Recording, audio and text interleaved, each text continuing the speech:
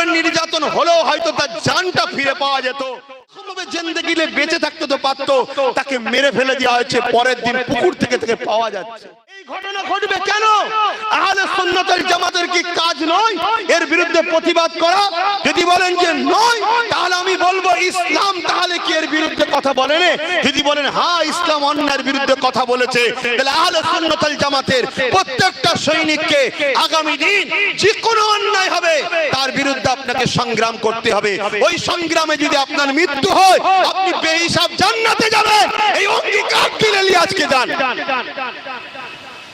আপনি ভাববেন না হিন্দুর জন্য আন্দোলন করলে আপনি মরলে জান্নাতে যাবেন না, এ ধারণা ভুল। আপনি যদি কোন অসহায় হিন্দু বেটি, মা, বোন, বাপ, ভাইয়ের জন্য আন্দোলন করেন, আপনি অসহায় আদিবাসী, দলিত, সাঁওতাল, বাগদি, যে কোনো ধর্মের গরিবের জন্য, অসহায় মজলুমের জন্য দাঁড়িয়ে আপনি আন্দোলন করেন, মনে রাখবেন ওই অবস্থাতেও যদি আপনি মারা যান, আল্লাহ আপনাকে বেহিসাব জান্নাতে দেবে। জোরে বলুন সুবহানাল্লাহ। কেন? সে কোন ধর্মের আমার জানার দরকার নেই, সে মানুষ, আমি মানুষ। আর মানুষ জাতিকে সৃষ্টি করেছেন মহান রব্বুল আলামিন সর্বশ্রেষ্ঠ করে। কথা মাথায় ঢুকছে না? ঢোকে না? অতএব এই আন্দোলন, এটি আহলে সুন্নাত ওয়াল জামাতের লক্ষ্য।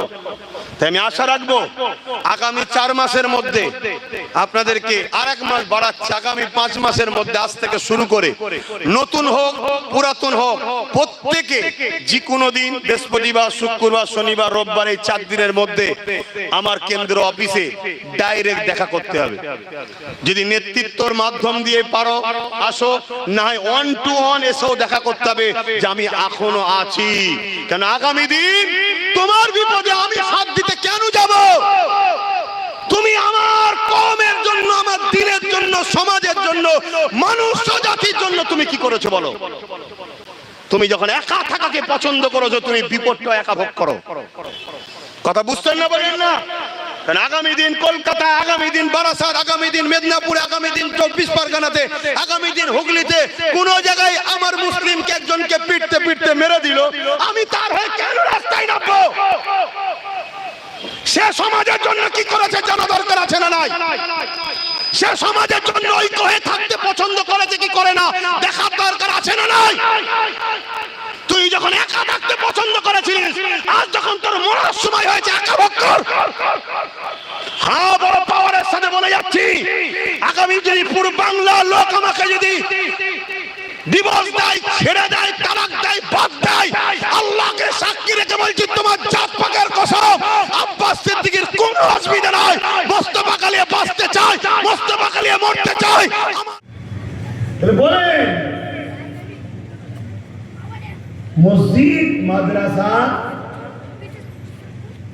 এখনো বা নামাজ, রোজা, দান, খায়রাত ভালো কাজ। ইমানদার যদি এই কাজ করে তবে নেকি হবে। আর না হয় ইমান যদি না থাকে, যেমন এবারে দেখছিলাম টিএমসির একটা মহিলা ক্যান্ডিডেট নামাজ পড়তে ঢুকেছে, দেখেছেন কি? আরে কারা দেখেছেন? হাত থেকে সাক্ষী দেন না রে বাবা, অনেক করা সাক্ষী দেখেছেন। তাহলে ভালো কাজ করতেছে নাকি? কি হচ্ছে সমাজে বুঝতে পারছেন? বললি তো বলবে আব্বাস সিদ্দিকী জলসায় গিয়ে রাজনীতি করে। কিছু মুনাফিকরাম আছে না নাই? কথা বলেন। আমার তো সন্দেহ হয় এদের ঘোড়াতে গন্ডগোল আছে। ঘোড়া বলুন মূল জায়গাতে গন্ডগোল হয়ে গেছে। না হয় রাজনীতির নামে আমার ধর্মকে মেটানো হচ্ছে, তখন তোদের বুকে ব্যথা আমি নেই। আর আমি ধর্মের স্বার্থে যা সব রাজনীতির নেতারা ধর্ম বিরোধী করছে, তাদের বিরোধী করি, তখন আমার উপরে আঘাত হচ্ছে। তাহলে সেই সব মুসলমানদের আমার তো সন্দেহ হচ্ছে এদের গন্ডগোলটা গুড়াতে হয়ে গেছে। যখন মূল জায়গা, সেখানে তো দোয়াদুরুদ করতে হয় নাকি? না, দোয়াদুরুদ ছাড়াই হয়। আরে কথা বলবেন না তো, শরিয়াতের নিয়ম আছে তো নাকি? হ্যাঁ, 4-5টা ছেলে হয়ে গেছে, বড় গোসল করতে পারে না। সে সমাজ কি হবে বলেন? শরিয়াতকে শরিয়াতের জায়গায় রাখতে হবে, মানতে হবে। তবে রানা তরুণেরা